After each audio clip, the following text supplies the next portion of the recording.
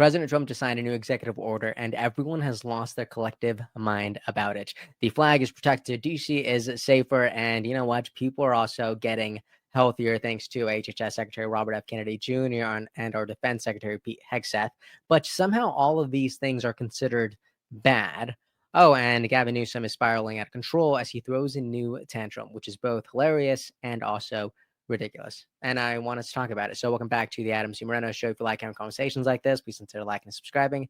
Now, let's jump right in.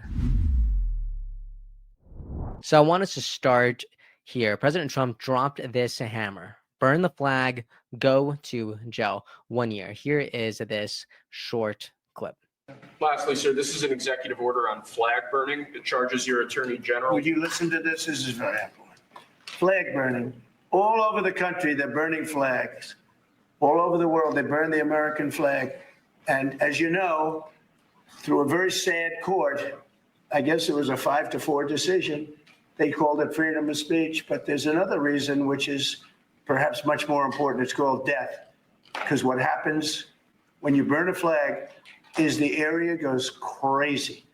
If you have hundreds of people, they go crazy. You could do other things. You can burn this piece of paper. You can.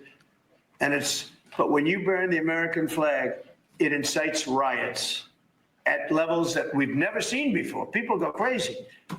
In a way, both ways. There are some that are going crazy for doing it. There are others that are angry about them doing it. Do you want to discuss that? Sure. So what the executive order does, sir, it charges your Department of Justice with investigating instances of flag burning. And then where there's evidence of criminal activity, where prosecution wouldn't fall afoul of the First Amendment, and instructs the Department of Justice to prosecute those who are engaged in these instances of flag burning. And what the penalty is going to be, if you burn a flag, you get 1 year in jail, no early exits, no nothing. You get 1 year in jail. If you burn a flag, you get, and what it does is incite to riot. I hope they use that language, by the way. Did they? Yeah, incite to riot. And you burn. So President Trump says you'll see the flag burning stop immediately, which is good. But many people online are talking about how this is in violation of the First Amendment. But I will say this, when you actually take a little bit of the time to read the executive order on the whitehouse.gov website, there's this a language that I think is just so important that I think most people are missing. So check this out. It says, my administration will act to restore respect and sanctity to the American flag and prosecute those who incite violence or otherwise violate our laws while desecrating this symbol of our country to the fullest extent permissible under any available authority. Okay, so I do think that this executive order section is a lot clearer than what President Trump just said. Now, also back in 2006, Hillary Clinton literally fought to do the same exact thing, but were people making a big deal of it then? Check this out. So I hope, Mr. President, that we can pass a law that criminalizes flag burning and desecration. I agree that this burning, this desecration that can happen to our flag is something that people have a right to ask this body to try to prohibit and prevent. So let me know where you stand on all this. Is it a violation of the First Amendment, or is this just straight up common sense? Let me know what you think about all this. Also, while people are freaking out about flag burning, DC has now gone 12 days without murder.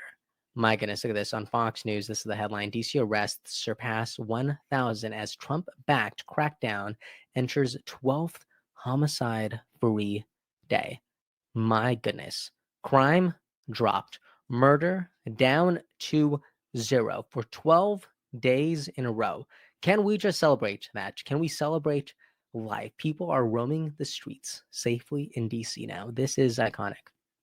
Saw this from Charlie Kirk. He said, Democrats seem really mad. No one has been murdered in DC for the last 12 days, which is hilarious. And, you know, here is a DC resident literally praising President Trump because of this. I'll just play a little bit. So President Trump has not even had control over Washington, D.C. for 30 days. And I have on my For You page video after video showing D.C., specifically Union Station, and how clean and safe it is. People don't understand how big of a deal it is, specifically for Union Station, because there is a bridge, whether it's the bypass, it's either 95, 395, or 495, where the homeless, as well as people who are abusing drugs, as well as the drug dealers, they just squat. It's clean. It's all gone. It's clean. It's all gone. And instead of celebrating this beautiful moment, Democrats literally cannot stand it. It is nuts. I saw this post. It says literally Democrats when the orange man is making peace deals and lowering crime. And you see just a mean person just being frustrated out here. Like, could we just admit that this is good? Right? People in DC are able to live fuller and safer lives now. This is good. Meanwhile, the New York Times is out here busy because they don't want us to work out. Yeah, you heard that right. I saw this from Callie Means. It is a screenshot of the New York Times article, but I did bring up this piece right here. Check it out. The caption is, or the headline is, 100 push-ups and 50 pull-ups in under 10 minutes.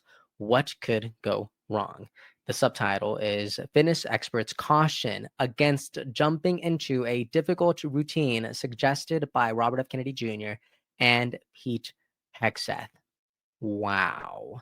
This is ridiculous. How dare people try to get in shape? How dare our Health and Human Services Secretary try to encourage people to exercise? How dare our Defense Secretary, the audacity of this man, to want to encourage people to work out at home or at a gym and get in a better, fitter, stronger shape.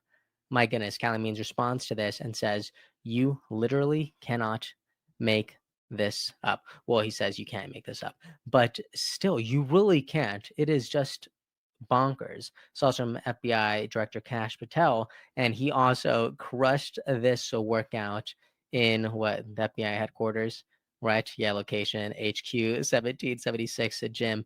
And look at my guy, just crushing it. All right. Nuts. Did it in under 8 minutes. So good. He says the mission doesn't stop in the gym on Sundays. Who is next?